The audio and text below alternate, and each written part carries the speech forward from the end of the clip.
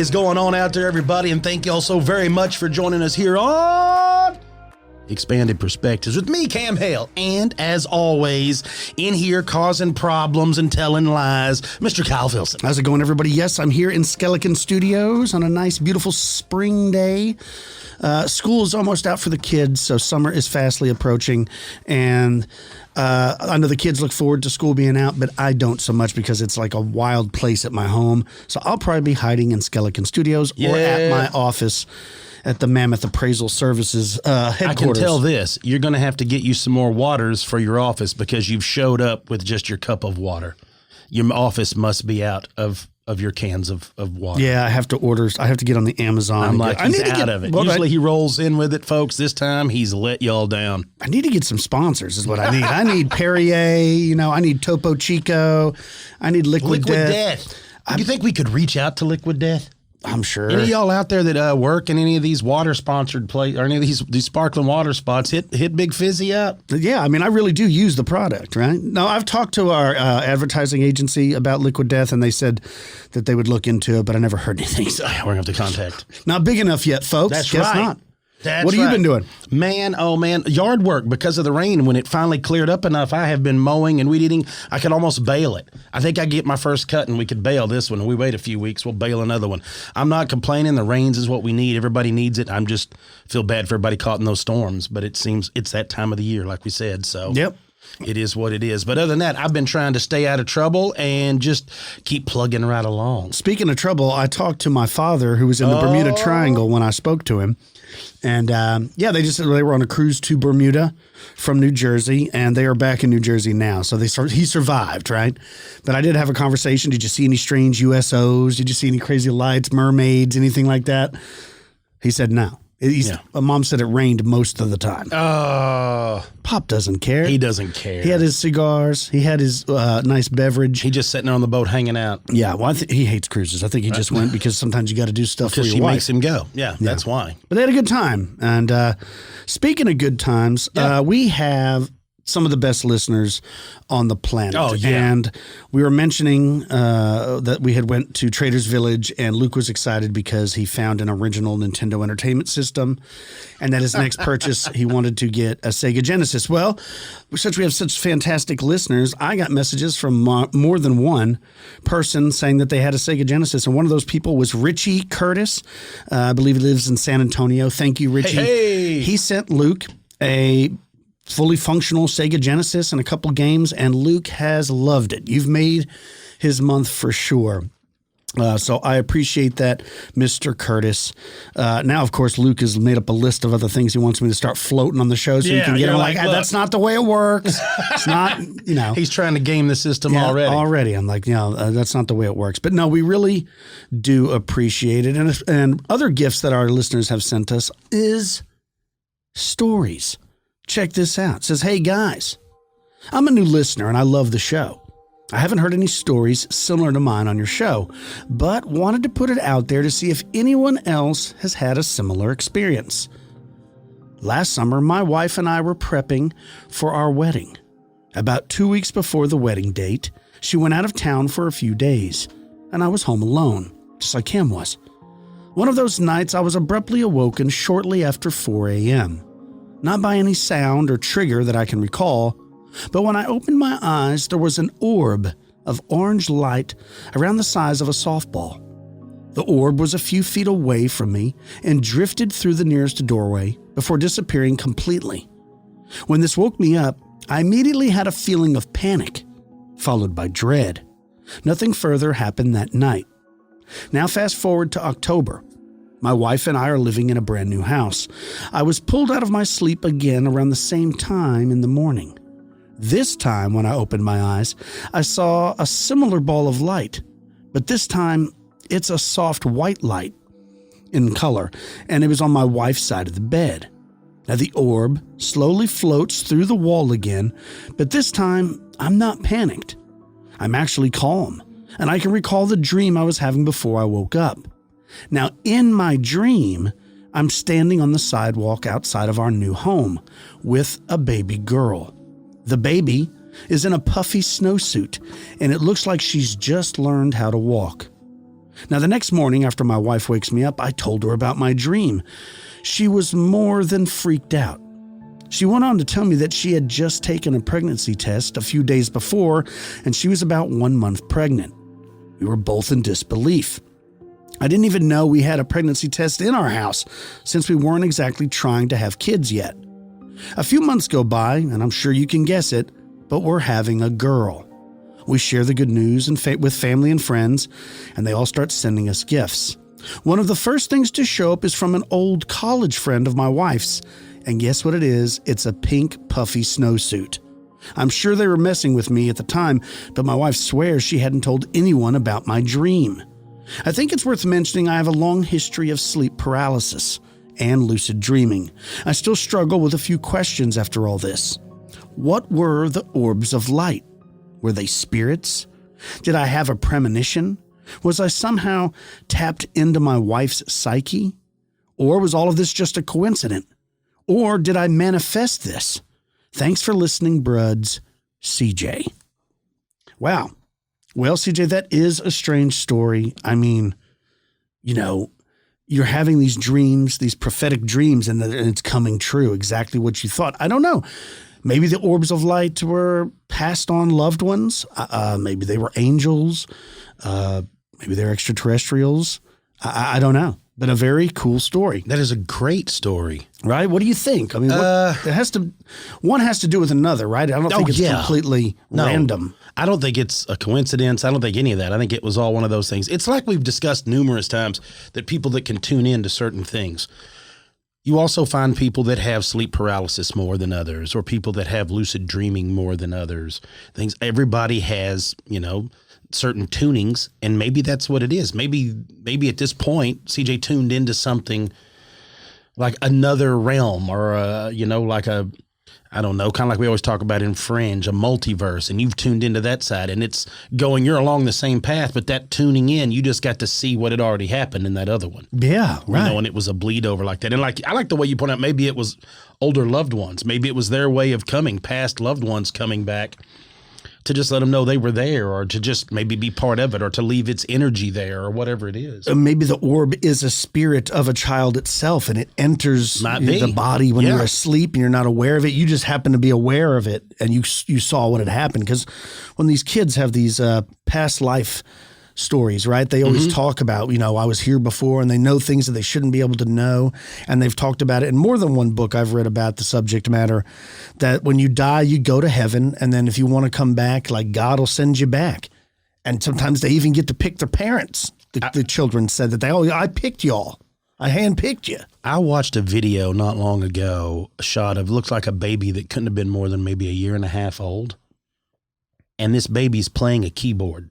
Okay. But playing this keyboard very, very well. Like it knew the chords. Like it knew the whole song, and it's playing a song. This child's playing an entire song, and it's almost one of those things is like that baby still remembers. Yeah. It just so happens, and you end up losing it. And it's almost like it has leftover memory. We've discussed it numerous times for the reincarnation of children and whatnot, and it's wild. So maybe that's what it is. Maybe it was just, or maybe that's how they bring the children's souls or whatever in, is they are ushered in on those orbs, and that's how they get there too. Yeah, if you're fascinated by stories like that, I can recommend Jim Tucker and Ian Stevenson. They've written several books on reincarnation, and it is fascinating. I mean, people talk about getting shot in their previous life, and they actually have a birthmark where the bullet was entered. Yeah. And as they get older, the birthmark fades away. It's just too many coincidences that can't be explained. Way too many. Look, Brett, I got one here that you're going to like. Of course, our homie Lon, he takes care of us and all that stuff, and he's always sending me the ones because he knows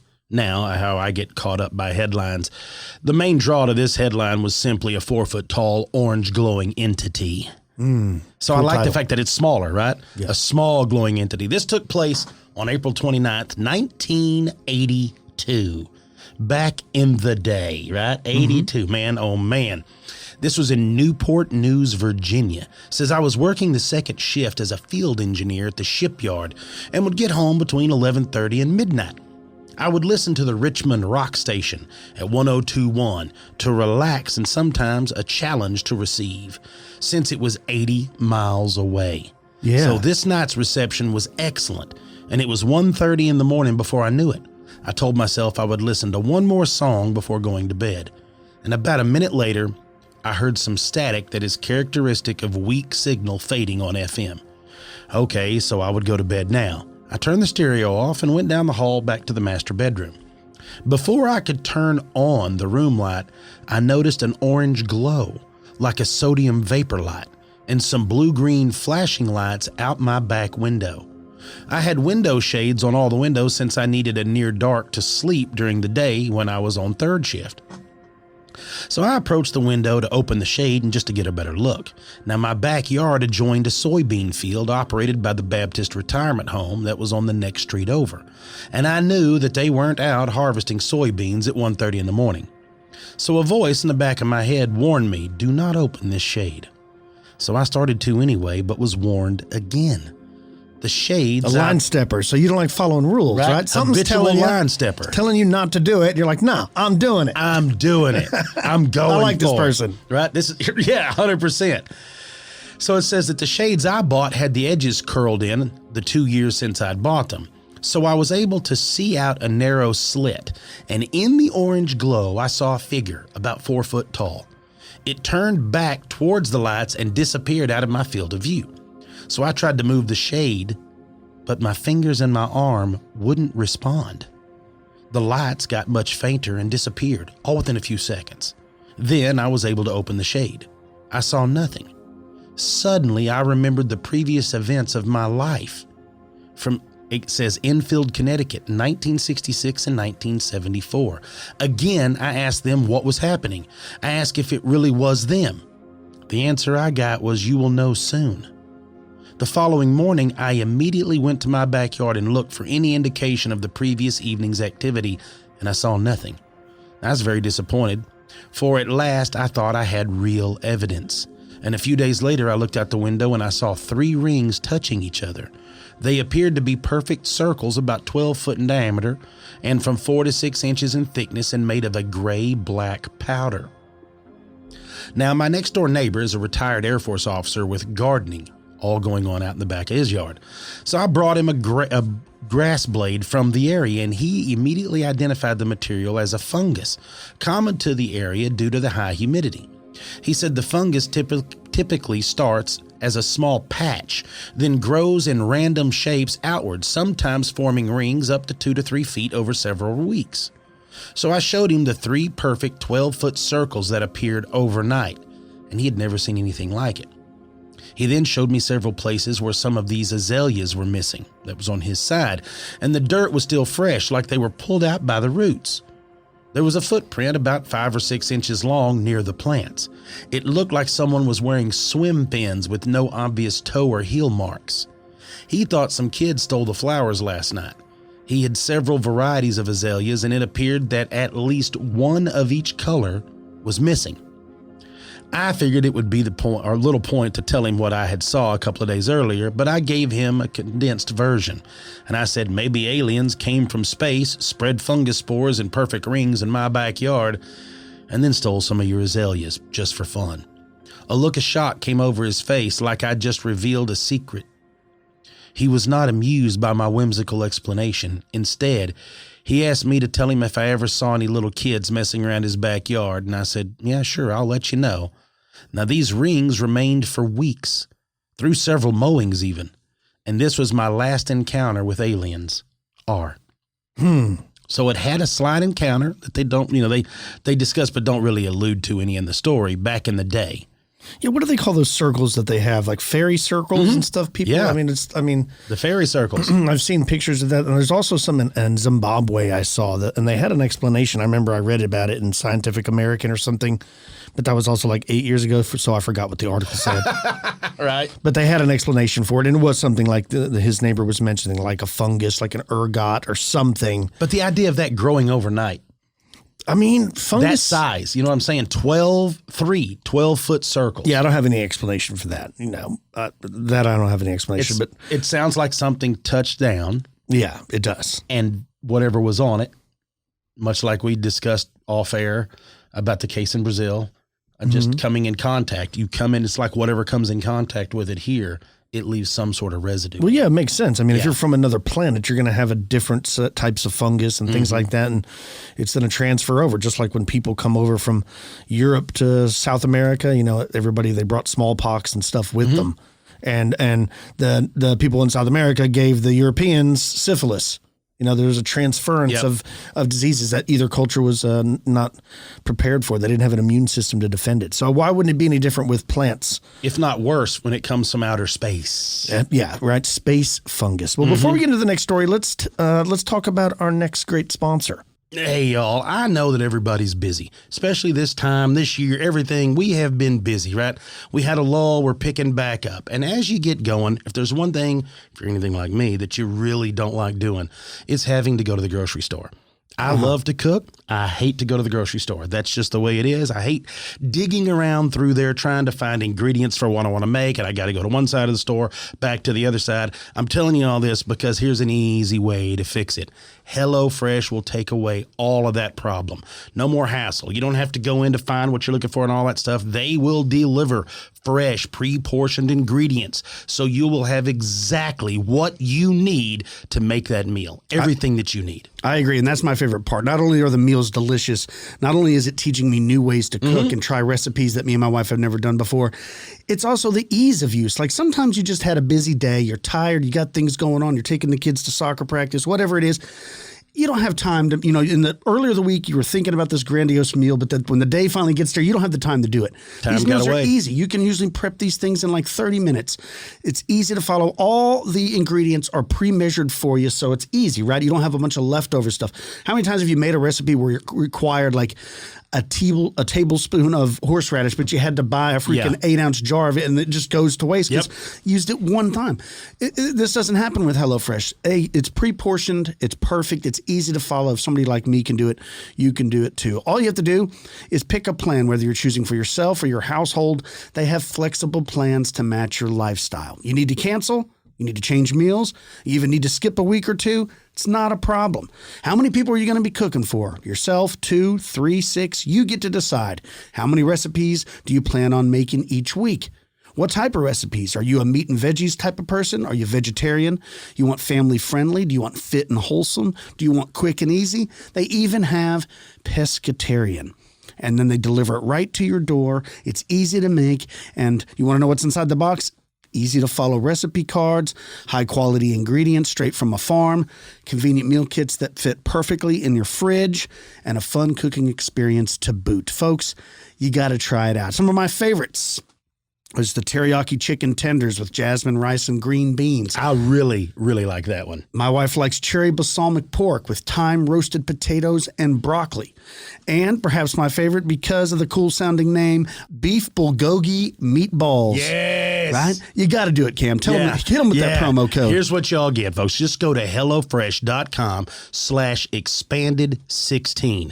And you're going to use the code expanded and the number 16. And for that, you're going to get 16 free meals plus free shipping. Super simple, super easy. HelloFresh.com/expanded16.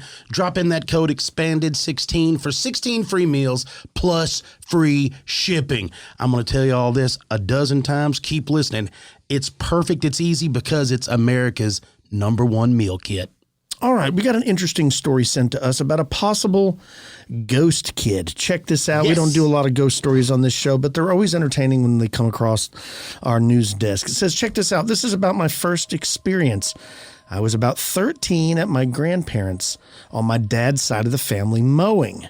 Now, my grandpa had quite a large shed that he woodworked in and had recently put in a massive window facing the house. The window itself was around 3 foot wide and 7 foot tall. Now, as I'm mowing the grass, sometime in the afternoon, I saw a tall, slender female from the floor to just the top of the window. She was all white and had the darkest eyes. No eyeballs, but the whole area where the eyes would be, it was dark. I stopped and we looked at each other for a solid 3 or 5 seconds. I took a blink with my eyes and she was gone. I didn't have any bad vibes, though. Now, my second experience, I was about 15. I opted for a futon instead of a normal mattress around the age of 12. So handrails and all of this thing laid out bed was laid out in the bed style and was maybe 1.5 to 2 foot tall. I turn everything off and lay down for bed. Maybe 5 minutes later, I hear what sounds like something flicking random things from one end of my room to the other. At the time, I had an old 24-inch box-style television. The last flick sounded like it was dead center on the screen. Now, anyone older will know that it's a very distinct sound when something hits the glass of an older television like that. I heard the flick to the screen, and my dark room lit up with static from the TV. Whatever it was turned the TV on with the flick. I uncovered, turned the TV off, and went back to sleep. I had worse vibes this time. My third experience, maybe a couple weeks after this one, I woke up to a strange light in my room. At the time, and I still do, I sleep in a completely blacked out room. No lights. In fact, I even use thick plastic shower curtains on my windows to keep the light out. Back to the light. Clearly, there shouldn't be a light of any kind in my room at night. So I uncover the sheets and blankets to see what was on, what did I leave on? Well, to my surprise, there was a kid. And I say kid because of my futon dimensions, and he's just like an old woman. The all-white black eyes, and standing maybe 1 foot taller than my handrail at the end of my bed by my feet. We stared at each other for what felt like a solid minute. He slowly faded away, and it was dark again in my room. Again, I didn't have any bad vibes. My grandma on my dad's side was always spiritual. Had sage and such hung on the walls. I talked to her about some of my experiences, and I don't know if she was just trying to calm me down about it, but what she told me was that white spirits are good spirits. I should avoid them, but I shouldn't be scared. She had since split up with my grandpa and was living on her own. Now I had another experience. This time I'm 16, staying the night at my grandma's. It was later in the evening, 10 to 12-ish. We had both gone to bed before this. I wake up hearing snoring from the end of the hall. She was asleep, and I had to use the restroom. As I'm walking down the hall, I pass the spare bedroom, and the same woman from my first experience is sitting on the end of the bed, head turned, staring at me. The whole room lit up. Now I looked over my left, and I saw the same apparition, and it freaked me out. The room was supposed to be empty, not expecting to be looked at. I ran, of course, maybe 5 foot down the hall, then backpedaled, took a look, and by then she was gone. I did not and have not told my grandma about this woman. I believe this spirit is watching over or guarding my grandma. Same as before, no bad vibes. Being scared was from not expecting it, but this woman has never had my hair on end for any bad feelings or anything like that. Like, I don't feel frightened. I feel calm, actually, when I see her. I had one more experience other than random noises and yells of my name over the years. I'm 27 now, married, with kids and working night shifts. My family had gone to sleep around 9:30 or 10 p.m. At 1 to 2 a.m., I'm doing laundry. Suddenly there is a loud scratching and beating in the door to the laundry room. I got up to investigate, and there was everything messed up. I left the door open just in case. I walked back to the couch and sat down. Not even seconds later, the door slammed shut, and the beating on it continues. I've told my wife of all the noises and experience beforehand, and she said she has never had anything happen to her. So I assume I'm the only one hearing this, and checked how much time was left on the dryer, set an alarm, and left the house. Yep, that's me. Me and my wife joke about it nowadays. We have since bought a new house and gotten a dog. I've become accustomed to hearing noises and looking at the dog to see if it acknowledges as well. Sometimes no, but most of the time she'll completely perk up. Ears, hair on end, the whole 9 yards in whatever direction said noise comes from. We have a spare room that nobody goes in. Absolute creepier vibes from all family members involved. Even the guests have said they can't sleep there and have moved out to the couch in the middle of the night. Only when I'm home alone, I hear noises. But on a couple occasions, I hear sounds of what sounds like a 5-year-old girl laughing from our kitchen. The dog has acknowledged this both times I've heard it. Now here's where I came to a solution to my problem with my house. during a family visit at Easter or something at my mom's, I went to my old room, shut the door, and spoke aloud. I said, "Hey, ghost kid, if you're still here, I could use your help at my house. You've never given me any feelings of harm, and my house that I'm living in now currently does. If you're still here, could you come with me and do your best?" It's been 2 years now. Occasionally, I feel like I catch a glimpse of the ghost kid from my youth out of the corner of my eye, but all noises, all laughter, and all bad vibes have completely stopped. I just wanted to speak out loud about my experiences. Maybe someone else has encountered a white ghost with black holes where eyes should be. I don't know. Thanks for the podcast, Jim. So this guy's kind of got a solution, right? He's been seeing ghosts since he was a kid, but they are white spirits. His grandmother told him that these are benevolent beings. They're not evil. They're not there to hurt you. He moved into a house that's got some bad feelings to it, and he actually invited the good ghost to come move to the new house. I like that. And now all the problems have stopped. It's like that ghost or guardian angel, whatever you want to call it, was able to stop the bad vibes he was having and the dark energy that was in the new spot. So that's an interesting way of getting rid of a ghost problem. Of that. That's never even heard of anyone thinking of No, that. absolutely not. So, hey, if you're listening out there, if those that have Invited a paladin into their house. The spirit of a paladin. You're having trouble with dark entities, maybe go find you a good one and invite over. I do like the fact the way it brings up the grandmother seemed to know all of it. You know what I mean? Like, right. Seemed to be completely aware. Like, maybe this is something that has attached itself to that family and has followed that family this whole time. That's what he was talking about, generational, these gifts, these people that have this ability to see things and stuff. Because, I mean, he talks about his wife never hears anything. It's only him. And it only happens when he's like home alone. Like the spirits know, no one's here. I'm going to jack with you now.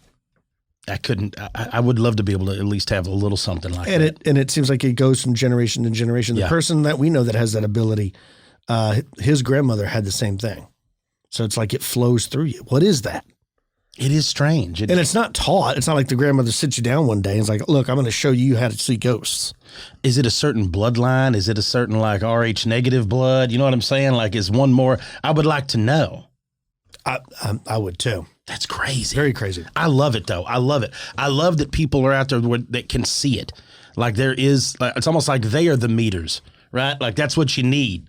Yeah, you need I agree. people because I would never know it was there no matter what it was. Look, I got one here. Of course, like I said, I found this. Lon sent this to me because of the things that I love, and he takes good care of me. This one actually comes from a friend of his. Sent this to him, a fellow named B.A. from Northern Cheyenne Reservation in Ashland, Montana.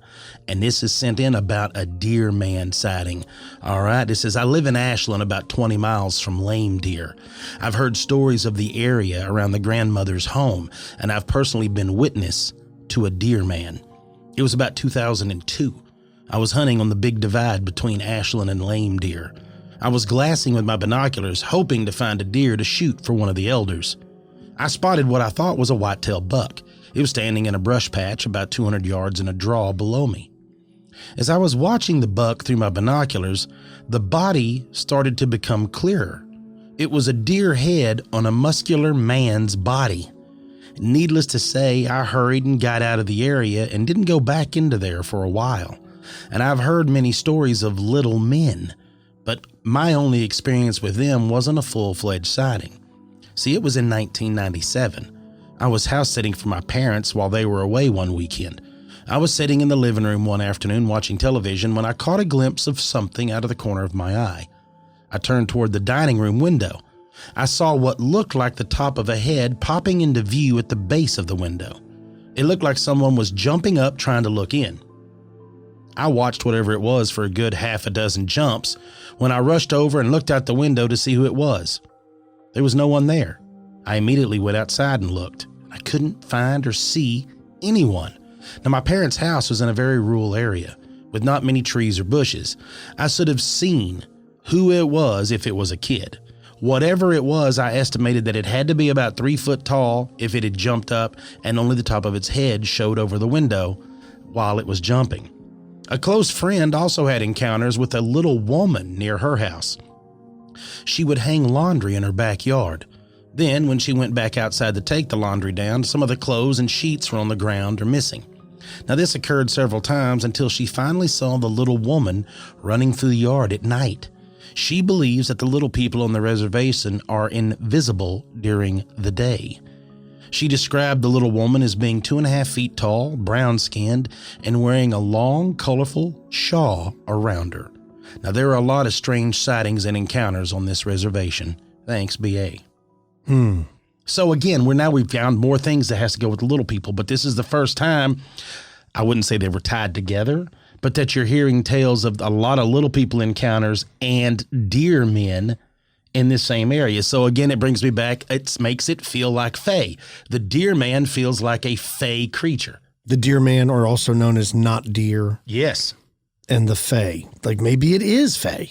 And maybe it's not the good kind, right? Like we know, we have covered it when we talked about the Puckwudgies, about the ones that had broken in and stolen stuff down there when they were doing a remodel, and they had seen chalk line drug out in the middle of the trees, and they saw the tools missing down in South Texas. We've covered a bunch of that, of this whole thing like that. They never seem to be evil. They seem to be mischievous. Yeah. Or they seem to always want to be on the outskirts, kind of taking a few things here and there like Jawas.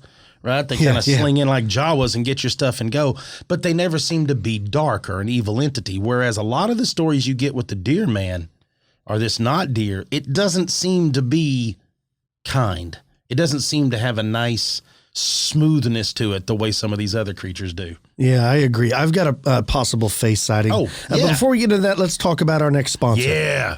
Hey, y'all, we want to take a few minutes to talk about taking care of yourself and getting involved in a revolutionary new life hack. I'm talking about microdosing. Now, if you're thinking microdosing, what are you talking about? What is it? Well, you know that just right feeling when your body and mind are really at peace? Like after a workout or a nice long shower, where you feel relaxed, focused, and a little bit energized. Microdosing helps you get into that zone easier and stay there longer, which is exactly where I want to be. I'm talking about taking very small amounts of THC regularly. I'm talking about getting the maximum benefit from the minimum amount without becoming stoned, paranoid, or lethargic. Now, I struggle with sleep, and I have for years. I work all day, and I stay up late working on the show. And I have a hard time sometimes turning my brain off when I lay down to sleep. I've tried everything from Ambien to melatonin, NyQuil, you name it, I've tried it. But these microdose gummies, they're a game changer. I take them before I go to bed and I sleep like a baby and I feel great. Now, sometimes I got to take half of one, to get into that flow, and then I take the other half after dinner. Sometimes I take the whole one, doesn't matter. I love them. Not only do they make me feel good, I have less anxiety. They taste great too. I mean, who doesn't like gummy bears, right? They come in amazing flavors. Cam, I know you've been doing it for a while too. It's your daily routine, right? It is. Yeah, 100%. It was one of those things. Look, it was very strange when you first get involved, right? Because it's getting into that zone, like you're talking about, that feeling. It's new. And if you don't know what it is and you want to get into it, I can't urge you enough to try it. This is one of those things has helped me more than I realized. And it's like, it is 100% part of my daily routine. And it has made me, I think, maybe a much more agreeable person to hang out with, because it's taken that stress that I've put on myself. All it does is help me get out of my own way. That's pretty much what it does for me. And I love the flavor. Look, I'm not a huge fan of gummies, period. I'm going to be honest with y'all, of any kind.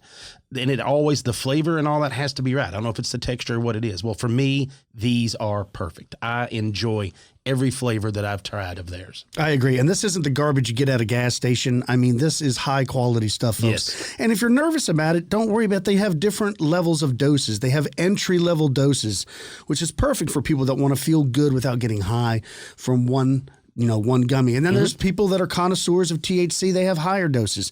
They have strain-specific terpenes like indica. They have sativa. They have hybrids. They even have tinctures. You got to try their code, folks. You got to get on board. You got to try it. Cam, hit them with it. This is the best part, folks. It's available nationwide. So if you want to learn more about microdosing THC, real easy. Go to microdose.com. Use the show code EXPANDED, and you're going to get free shipping and 30% off your first order. Now, of course, we're going to stick them all in the links, all in the show notes, so it'll be super easy to find. But for now, remember this, folks. Go to microdose.com, use the code EXPANDED to get free shipping and 30% off your first order. Folks, do y'all like saving money as much as we do? I'm betting the answer is yes. And the best place to start, at least in my opinion now, is your wireless service. That's right. That's the best place to start. You want to start anywhere with that, you start with Mint Mobile. Look, I finally got my wife talked into trying it. She's on board. She enjoys it. We love it. It really is handy. For those that don't know, if you hate your phone bill, this is the best way to fix it. Mint Mobile offers premium wireless for just $15 a month. It gives you the best rate, whether you're buying for one or for, like me, your family, and of course, like Kyle's family.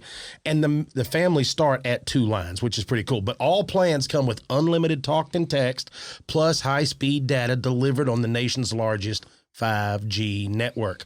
Now, the cool thing is what, of course, Kyle and I are old men. We like to keep what we have. You can use your own phone. Any Mint Mobile plan, you keep your phone number. You can even switch all your contacts over, all of that stuff. And like I said, it's really awesome because it starts at $15 a month. That's right. They even call it BYOE, which bring your own everything. Word. Like Cam said, you can come over and as long as your device is unlocked, you can keep the current phone number you have, and you can come right on over to Mint and make it so simple. Now, one thing I like is they don't have a brick and mortar store. They do this by the internet, so they don't have to hire salespeople. They don't have to pay for rent, utilities, and they pass that savings on directly to you. That's what helps them keep their prices so low. They have flexible plan options. Choose the monthly data amount that's right for you. If you're not using it all, you can always switch to a lower data plan and save even more. Stop overpaying for data you don't use. Mint Mobile lets you choose the data amount that's perfect, whether it's 5 gigabytes, 15, 20, or unlimited each month. You choose. And like I said, you can always change whenever you want. You can always add more data. If you need a little bit more data to get through your month, you can add 1 gig at a time for $10. If you need to add 3 more gig, it's only $20.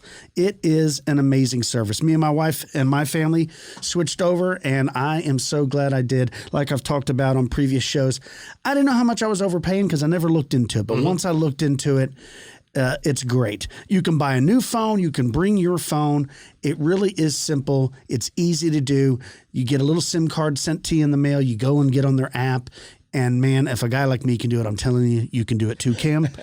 Give them the call to action. This is really easy, folks. To get your new wireless plan for the $15 a month, and get you it shipped right to your front door, which is another part that is the best thing ever, right? It's right to you. Just go to mintmobile.com/expanded. Real simple. Mintmobile.com/expanded. Cut your wireless bill to $15 a month at mintmobile.com/expanded. All right, check this out, Cam. I think you're going to like this story. It says, "Hey guys, I love the show. I haven't shared this story with many people, as skeptics are quick to write off my experiences.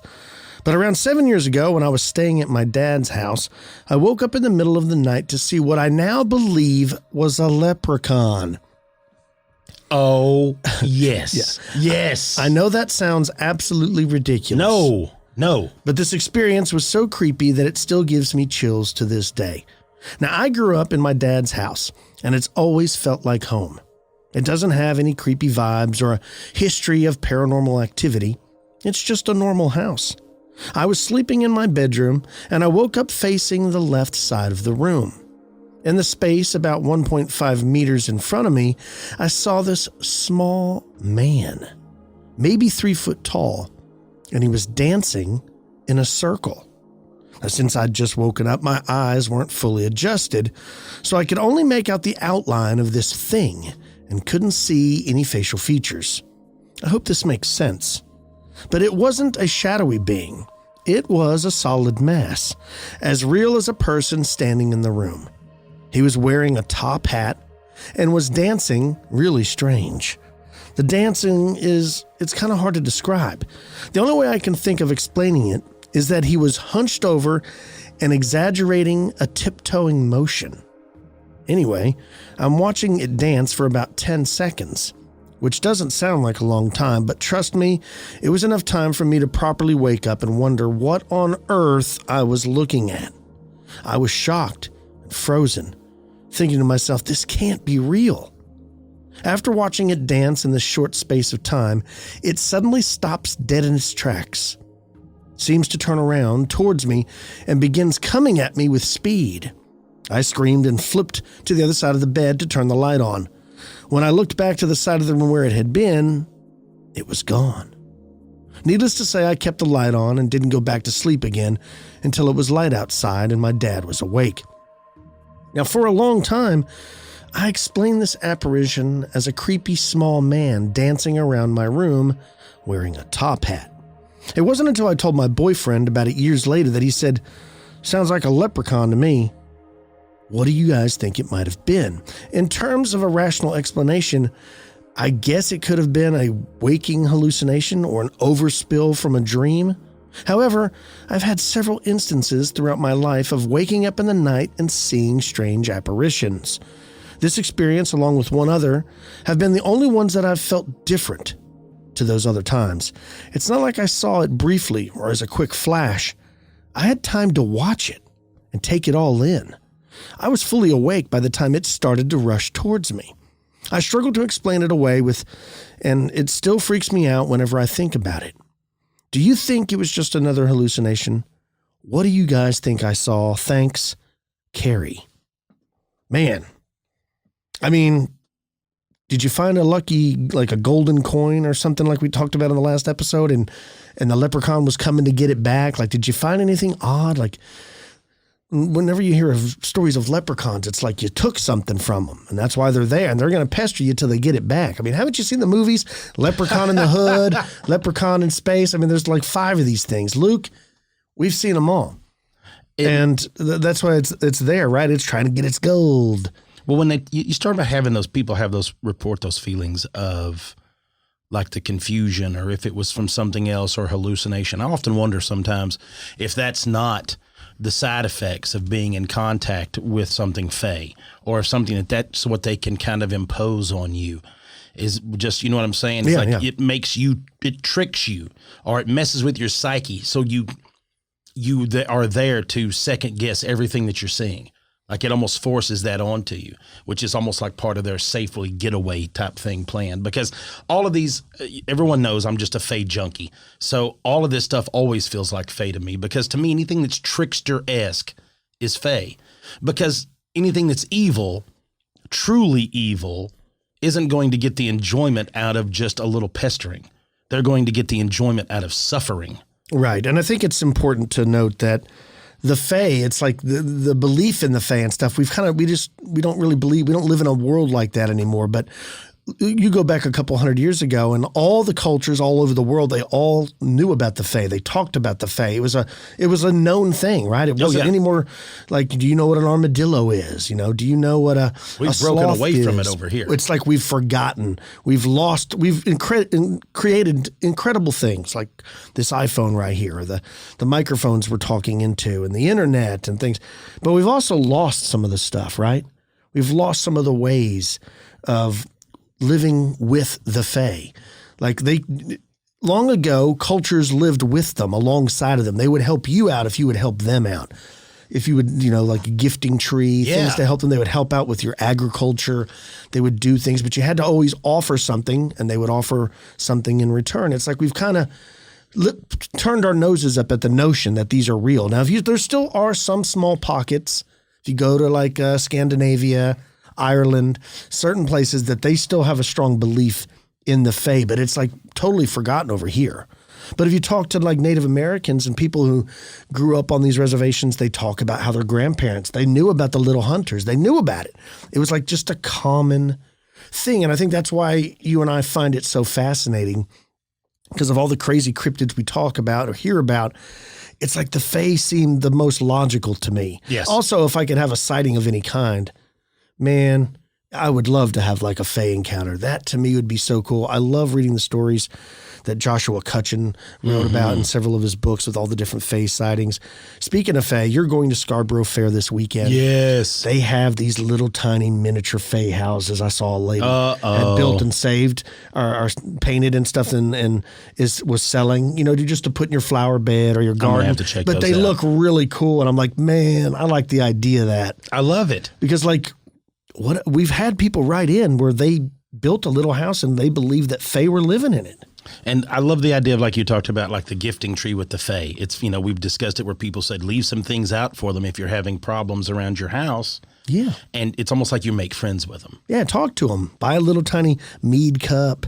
Buy a little pipe. Leave stuff Heck for them, yeah, right? buy them a little house. I'm going to have to check those out whenever we get to Scarborough. I'm going to have to take a look at that. You'll see I it. got to check those out for sure. I got something you're going to love here, bud, because it's right up our alley. This story starts out that says, it was late summer afternoon in 2017. My husband and I were sitting on our sun porch. It's a side porch that looks out over our driveway and towards our neighbor's property, where he has a humongous pine tree. Hey, that's the actual size, humongous. My husband asked me, do you see what I see? And it just so happened that I did. Now, he never described what he was looking at, but he pointed, and I, of course, followed that. And where I was looking, I saw this. A creature like that in the movie Predator. It was transparent, kneeling, and looking at us from a perch high up in the tree. You could only see an outline when it moved. It appeared weightless because it was up in a high part of the tree. Now, those branches can't hold much weight. It was just staring at us, and it's then when it realized that we saw it. Yeah, it went behind the main body of the tree and disappeared. Now, this was the first time my husband is seeing anything with me, all right? So I'm assuming this goes on. So it changed his whole perspective. Of course, he's more open-minded and not too quick to dispute when I share the things that I've seen now. He's ex-military and has been all over the world, but this was at home where he saw something that couldn't be explained. We both saw it without a doubt. Those semi-invisible beings, I don't know for certain what they are. We both have theories, but what I know for certain is this, that they look like the cloaked alien in the movie Predator when it was transparent or invisible mode, and it had, you ready for this? Mm-hmm. It had a lizard-shaped head. Yeah, what is that? First time I've heard anybody really point at, or the second time rather, that it might be possible like lizard, reptilian. Maybe that's what it is. Maybe it is, it truly is. It's reptilian camouflage gear that keeps it invisible. So that's what they saw. So on their front porch, they saw it up. Now, I do like this. It was in the tall part of the tree where the limbs are thinner and smaller and can't hold the weight, yet it wasn't affecting it from its weight. Yeah, very interesting. Strange. Completely strange. When we first started getting sightings of the Glimmer Man, it seemed like, what is this?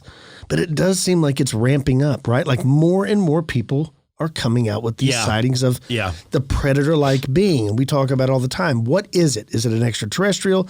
Is it something else? Is it fae? Is it, some human experiment where we're experimenting with a cloaking ability? I don't believe that. That's probably my least liked theory. I don't think it's us, man. I don't think it is either. I think it's more like demonic. I don't think it's us because I still don't see the point of it if it was us. And you can test it in so many other ways that you don't have to test it where you're just lurking around spying on people. Well, and it wouldn't give you the ability to run through the trees like people have talked about and things like that. But maybe it does. I don't know. I mean, maybe it makes you weightless like that. The whole suit is something crazy. Came from the dark side of the moon, right? Now, look. I know that's wacky. We've talked about that kind of stuff with the Glimmer Man and all that. And then you and I always play the game. What if you were hunting?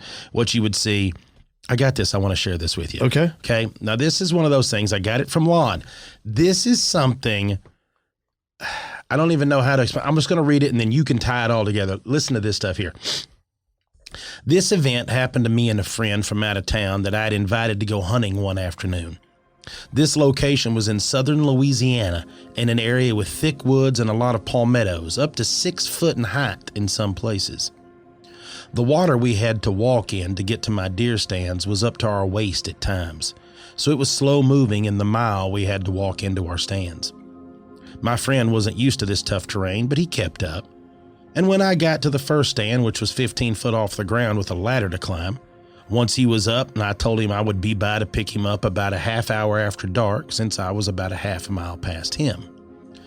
There was a full moon that was reflecting off the water, allowing us to hunt a few minutes longer. And when it became too dark to see, I climbed down from my deer stand with my rifle on my shoulder and I started walking slowly towards my friend to pick him up. When I was almost to his stand, I shone my light up and, well, he wasn't on stand. So I was shining my light on the ground at the bottom of the stand, and there he was, leaning back against the tree.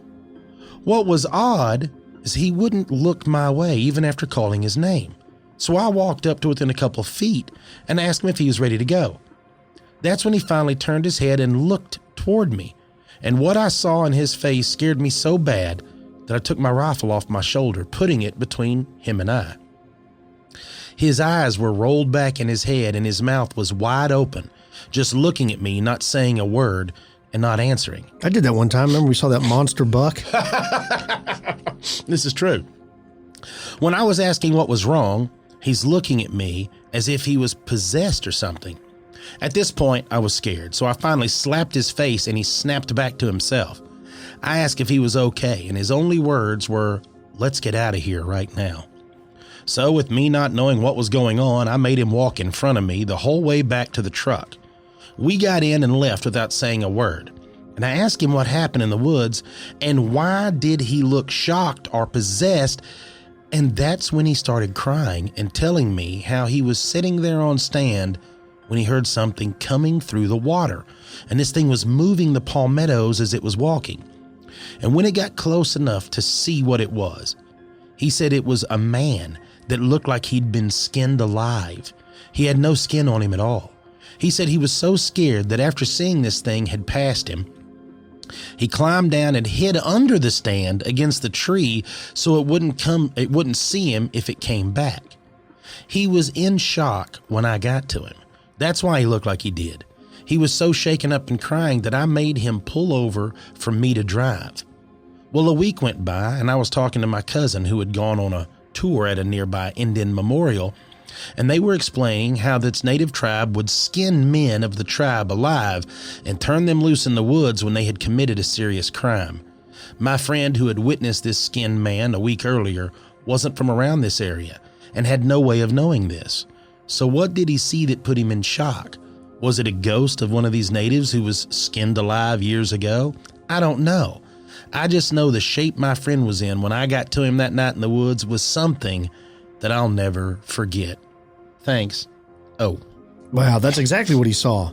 That's exactly what he saw. It's got to be it, right? The description matches what the native legend is in that area. It's got to be it. Right, that's so creepy, though. There's the description of it. Look, a seeing skinned alive man. Someone skinned alive walking through the woods. Here's the thing that how you can tell this guy was messed up after seeing it. He climbed down and hid under a ladder stand up against a tree. Yeah. Your best bet is staying in the stand up against, nobody's this thing. If it didn't see you the first time, why would it look for the second time, right? Because you're not in your mind, right? Your mind's not right. You were so freaked out, they didn't know what to do. Yeah, it was kind of like, reminds me of the story when we were at the DU guys. And they were talking That's about exactly the phantom, that ghost that kind of just walked by them while they were hunting. Just that old fella that just walked through them in the middle of nowhere. Maybe it wasn't really looking for him. It's just wandering. I wonder if that happens in that same place, like every night. Does it happen twice a year? Does it happen every 10 years? Is there any rhyme and reason to it? Those stories like that.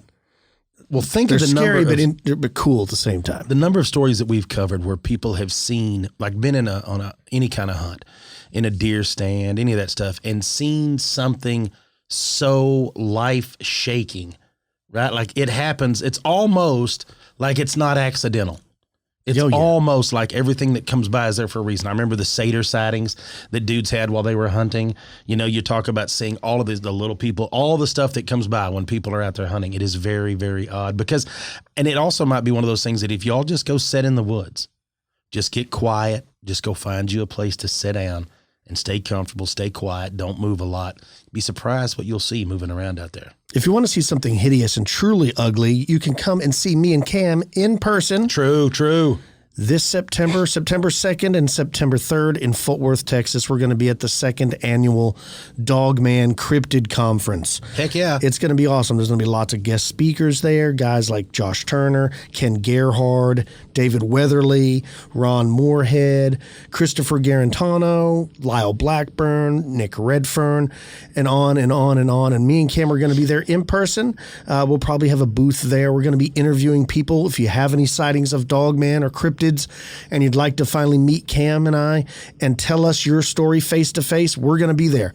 camera and microphones in hand. I think we're actually going to be on a panel too and some stuff. I believe so. Yep. It's going to be so- very interesting. So if you've never been to Fort Worth, Texas, and you want a reason, September 2nd and September 3rd in Fort Worth, Texas, you can go. I'll put links to the event in our show notes. You can buy tickets in advance. If you've never been to Fort Worth, there's all kinds of cool things to do in Cowtown, folks.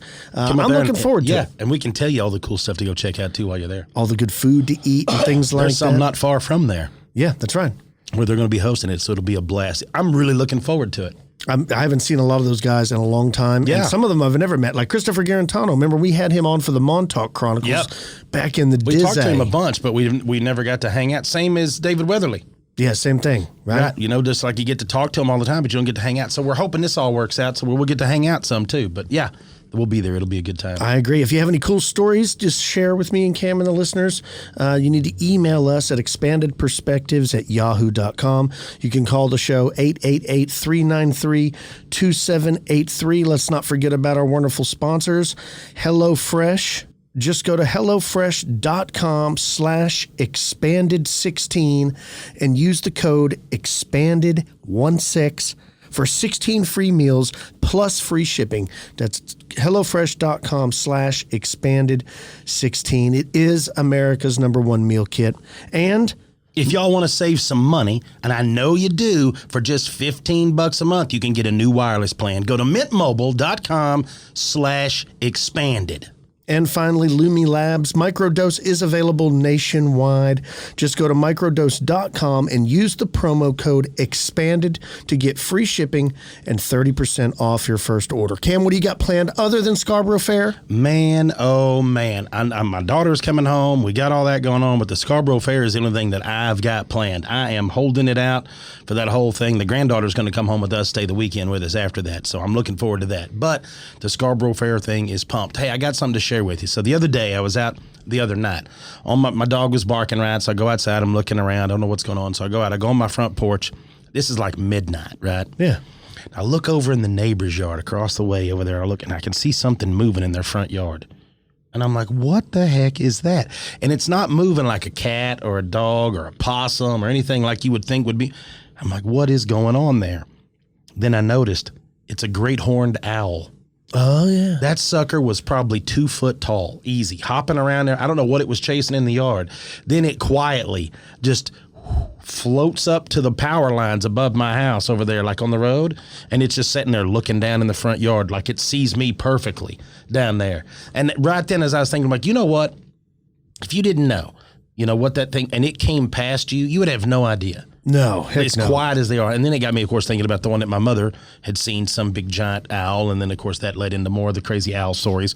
And I got to thinking of more craziness about like that. But, yeah, just going to point you out that we have a giant horned owl hanging out around here now. I love So keep all owls. your little animals put inside in the evenings. Don't let them outside. The owls will run off with them. Yeah, and there actually is 3 types of owls. There's owls that are only nocturnal. There are owls that only operate in the daylight, and then there's owls that only operate in dusk and at dawn. And the guy was at the Scarborough Fair was telling us that you could tell by the eye color which one is. There's 3 distinct eye colors that owls have, like yellow, I guess wants to pick up more orange, light. right? Yeah, and that you makes can, sense. without knowing the species, if you look at the eye color, you'll know what type of when it likes to prey on things. Well, I can tell you this right now. That great horned owl was moving around like he didn't have any problem with the darkness. Well, that's cool. But I've got another story here. It's a really good one. If true, this is very horrifying, but you got to be an Elite member to listen to it. That's so we're right. going to carry over until the next episode that we're going to do right now on Elite. So join Elite and you'll get to hear the story. That's about all the time we have for this episode, folks. Till next time, be careful. I'm Kyle. He's Cam. Peace, y'all.